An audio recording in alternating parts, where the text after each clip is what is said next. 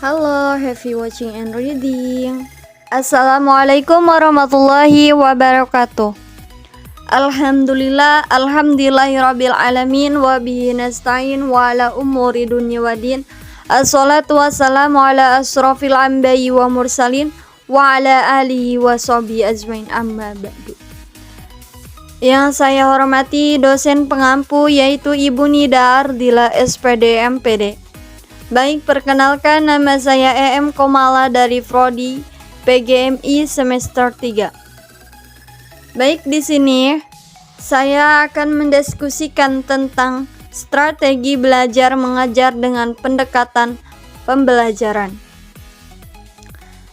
Yang pertama, pengertian strategi pembelajaran. Secara bahasa etimologi, strategi pembelajaran berasal dari dua kata, yaitu strategi dan pembelajaran. Strategi itu sendiri berasal dari dua bahasa, yaitu strategi dalam bahasa Inggris dan strategia dalam bahasa Yunani.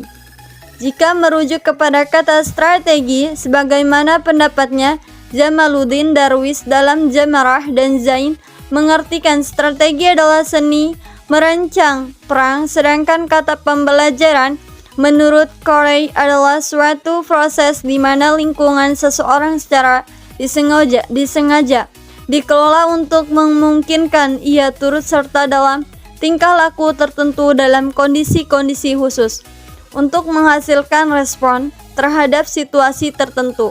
Sehingga pembelajaran merupakan subset khusus dari pendidikan. Adapun yang kedua, menjelaskan tentang macam-macam strategi pembelajaran.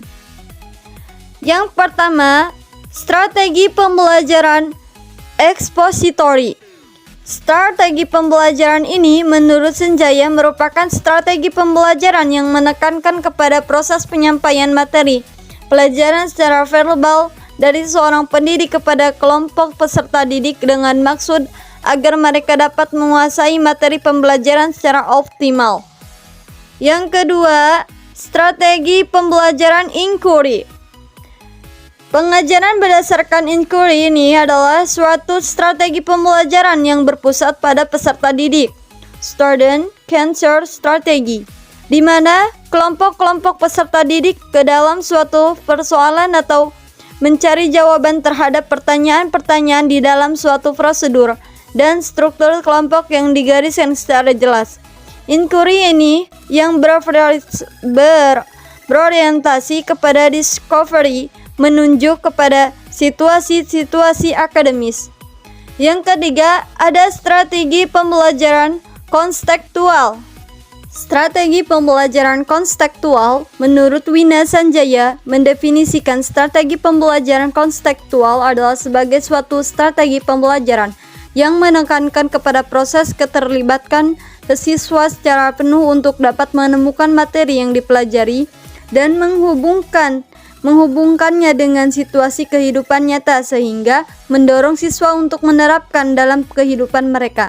Selain itu, Mas Nur Moles juga mengatakan bahwa adalah suatu konsep belajar yang membantu guru mengaitkan antara materi pembelajaran dengan situasi dunia nyata siswa dan mendorong siswa membuat hubungan antara pengetahuan yang dimilikinya dengan kehidupan sehari-hari. Adapun yang ketiga, menjelaskan tentang karakteristik pendekatan dalam proses belajar mengajar. Dalam mengajar, pendidik harus pandai menggunakan pendekatan secara arif dan bijaksana, bukan sembarangan yang bisa merugikan peserta didik. Yang pertama, ada pendekatan individual. Setiap peserta didik mempunyai gaya belajar karakteristik yang berbeda-beda satu sama lain. Yang kedua, pendekatan kelompok. Dengan pendekatan kelompok ini diharapkan dapat ditumbuhkan perkembangan rasa sosial yang tinggi pada diri setiap peserta didik. Yang ketiga, Adapun yang ketiga, pendekatan bervariasi. Pendekatan bervariasi ini ketika pendidik dihadapkan kepada permasalahan peserta didik yang bermasalah, maka pendidik akan berhadapan dengan permasalahan peserta didik yang bervariasi. Yang keempat, pendekatan multiple intelligences. Pemahaman mengenai kecerdasan yang dimiliki manusia dalam konteks belajar merupakan suatu yang penting. Adapun yang terakhir yaitu kesimpulan dari beberapa uraian tentang strategi dan pendekatan dalam proses belajar mengajar, maka dapat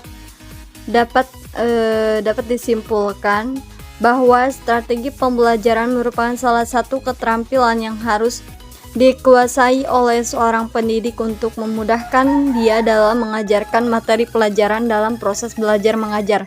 Dengan adanya penggunaan strategi pembelajaran, maka tujuan dalam proses belajar mengajar dapat tercapai dengan optimal, bertujuan untuk membantu peserta didik dalam memahami dan memaksimalkan kemampuan yang dimiliki oleh peserta didik,